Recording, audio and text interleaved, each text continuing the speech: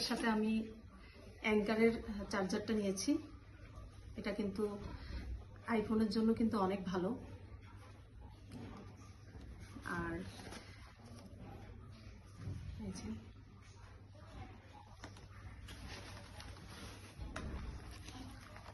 কেবলটা, এটা কিন্তু বাসোসের কেবল। আর একটা মাইক্রোফোন কিনেছি, যেহেতু আমি পেজ চালাই। আর এই মাইক্রোফোনটা কিন্তু অনেক ভালো, উলানজি। আপনারা চার্জ করলে পাবেন উলানজির মানে এগুলো কিন্তু অনেক ভালো। তো এটার এটা আমি একটু দেখাই।